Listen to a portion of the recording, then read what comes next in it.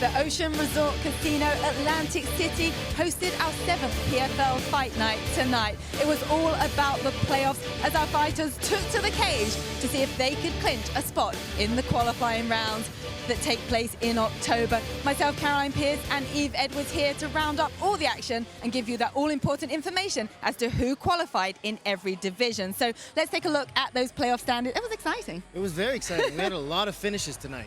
Okay, well, let's take a look at the seedings first. And we're going to start with the lightweight bracket. There were no lightweight fights tonight. Johnny Case got a walkover after Jason Hyde didn't make weight. And we see there he gets a spot fighting against the leader of the division in Nathan Schultz. Yeah, and that's going to be a tough fight. That's a tough fight for everyone. It's been a tough fight for everyone so far this season. But the fight that I'm really looking forward to in that division is Rashid Ragomedov and Will Brooks. Yeah. I've trained with both those guys. Both those guys have trained with each other for a very long time. They know each other well. And I want to see how they make the adjustments because I know who's the better guy in the gym, but I won't tell.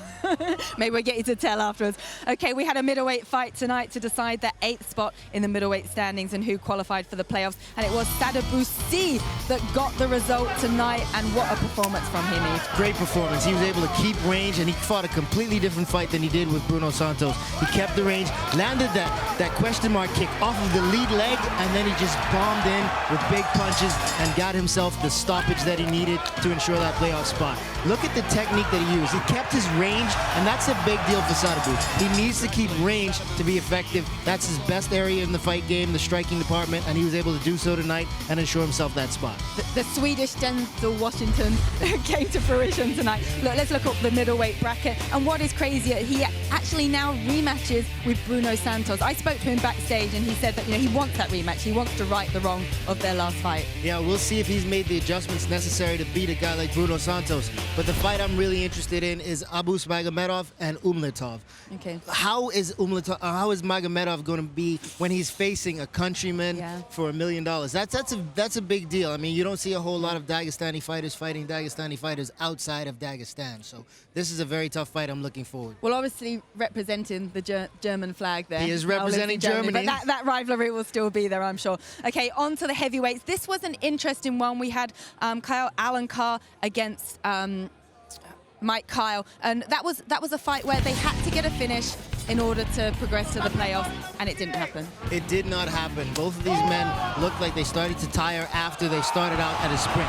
Mike Kyle landed a big shot early in the first round, and he wasn't able to follow it up. And what happened was when Kyle Alencar got it back to his feet, he was able to tie Kyle up, get him to the ground, and just wear on him, grind on him. Now, he wasn't able to secure the submission. He was attacking with quite a few submissions from the top position. But Kyle, the smaller man, was able to reverse him at times, protect himself, defend himself very often. What I did not like was how Kyle was willing to engage him in the grappling department. Here we see him trying to get to that guillotine. As soon as he was taken down, that guillotine was lost. Alencar was able to pass, and then in these trading situations, Alencar was tired. He was the one whose hands were dropping, but he was pressing forward, getting to the positions that he needed to get the takedown. Once we got into the third round, though, we knew that the fight was over. None of these guys were going to make it to the playoffs. Neither made it, which meant Josh Copeland got that spot. Sitting watching at home, he clinched his spot. And which fight are you looking out for in this? You know, there are two fights that are exciting, Jack May and Nicholson, Alex Nicholson, but the fight I'm really interested in is Tiller and Rochalt. You know, having a rematch, Tiller's not going to be able to surprise Rochalt again, and Tiller is going to have to really prove that his wrestling defense is as strong as it was in their first fight, because Rochalt is really going to step his game up. He knows what he's facing now. Okay, well, Paul Bradley and Henderson Ferreira in the welterweight division took to the cage tonight, and Henderson Ferreira, he came out. He looking for that playoff spot, and he got it. He came out on fire. I mean, he came out and he had the kind of power that Ray Cooper has. You know what I mean? So I'm really excited to see him in the playoffs. He fought a tough wrestler in Paul Bradley, but landed a big body kick, followed up with punches, and put Bradley on his butt immediately. Bradley tried to build up to his knees, but Fajeda was on top of him with just a jackhammer style of punches, and the referee had to step in there to save Bradley. Now, with Alan Fajeda's in the playoffs, we will see if he can do the same thing in his first round against Rick Story, because Rick Story is a powerful wrestler. That's a fight that I'm very, very excited about, Rick Story and Henderson Fajeda. all of these fights are going to be tough, though, in that division. And let's not forget as well that Ferreira has beaten Ray Cooper in his last fight. If both of them get through, they could face one another in the semi-finals. That would be an interesting fight. Okay, let's move on now to the featherweight. And tonight in action was Idrisov and Becerra. I mean, not a good night for Idrisov. Both of Idrisov's nights were not good nights for him. But Becerra, he really showed us something tonight. He was able to dictate the pace. He put pressure on Idrisov, but Idrisov is a great striker. Look at Idrisov working that outside, but Becerra was able to land big shots from the outside and cause Idrisov to back up. He monitored him, kept him on his back on the fence so there was nowhere for him to go, and landed that bicycle knee. The first knee fakes him, the second knee lands cleanly. Idrisov goes down, Becerra is able to land more shots. Becerra came in very quiet, but now he's very, very loud, and he made his way into the playoffs, and I'm excited to see how he does it. And he only fought just 1 month ago. Fantastic performance. Well, let's look at this featherweight playoff brackets and fight that stands out to you. What you're looking forward to, Yves? The fight that stands out to me is Andre Harrison and Becerra. Why? They fought before. Andre Harrison is undefeated. He won a unanimous decision in that fight, but the way Becerra showed up tonight, if he could bring that kind of heat to Andre Harrison's zero is a whole lot of danger. I'm so excited about that. My tongues just won't work. It just won't work. Listen to me.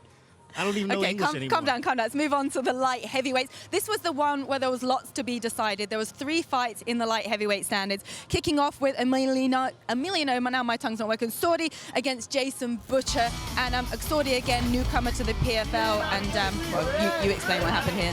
He just made a read and boop, hit him with that uppercut. I mean, he saw that uppercut on the first exchange. Here it comes. There's the uppercut. He sees that it's going to land, so he sits down on the second one and puts his opponent down onto his knees, and he's a powerful puncher. So he's made his way into the playoffs, and he's going to have to bring that power with him. We've only seen him inside the cage for a few seconds. 16 seconds. 16 seconds. I can hold my breath longer than that. I cannot blink for that long. My stair cams, those are at least 16 seconds long. So we're going to see a tough fight there.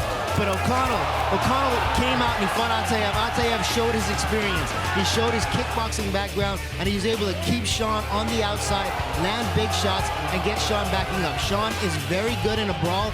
Anytime Sean planted his feet and Ataev was able to get into the brawl, he just bailed out of it. Set him up to land that back kick to the liver. He covered him everywhere Sean tried to move to. He was able to cover, land that spinning back kick to the liver, take Sean out, and get himself that playoff berth. And now he has a chance at that $1 million also.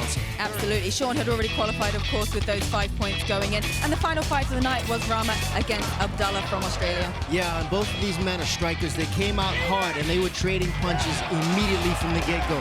We saw Rama put the brace on Jamie Abdallah, and then Jamie flipped the coin and turned it back around. Both these men had their moments. Both of them looked good on the outside. Both of them looked good in the striking department. Rama was able to get a few takedowns in this fight and get to some good positions, but when he was pressing the action with the striking, he forced Jamie Abdallah to shoot some takedowns. Abdallah is the wrestler. Yeah. In these positions here, I fully expected Rama to be able to secure a submission or at least secure a position to land big shots. But the doctor decided that the fight was not going to be able to continue. He decided that Jamie Abdallah was not able to continue. He was hurt too much. His eye was closed shut, and you can't see. You can't see, you can't fight. And because of that, the doctor stopped it. Jamie Abdallah loses. Rama picks up a couple points and makes it into the playoffs. Well, what's absolutely crucial here, let's look at the brackets, is that because it was stopped before the 3rd round, Shamilinho picks up those 5 points and he qualifies, knocking out of a spot Brandon Halsey, who beat him in a similar way last time. So very interesting, but again, I want to know what the fight is you're looking out for. Oh, man. Well, we don't know anything about Sordi. We've only seen him for 16 seconds, but we've seen Ataev. We've seen him dominate a fight and then get caught in the end, and we saw him dominate Sean O'Connell today. So what I want to see is how Sordi deals with a guy like that, because Sordi is a man who likes to get finishes, but so is Ataev. Okay, well, that wraps up all the brackets for the different weight divisions. Let's take a look now at the playoff schedule, which begins in October, and we kick off in New Orleans on Friday, October the 5th, 10 p.m. Eastern. And that'll be our featherweights and our heavyweights. We move on Saturday, October 13th. Long Beach, California, back over to the West Coast for the first time there, where we'll see the light heavyweights and we'll see our lightweights. And then, of course, we finish in Washington, D.C., October 20th, before we move on to the PFL Championship on the 31st of December to decide who walks away with that $1 million. It's been quite a regular season so far. It has been, and we're going to have a great end of the season, playoffs and championship. 6 millionaires on New Year's Eve. Guys moving into the new year in a whole new tax bracket. That's it. Well, don't forget to join us in October for the first of those playoffs from New Orleans. But that is it from us here at the Ocean Resort Casino, Atlantic City, where we saw all the fighters qualify or get the qualifying spots for the playoffs. That'll be in October. We will see you then. From myself, Karen Pierce, and Yves Edwards, it's good night.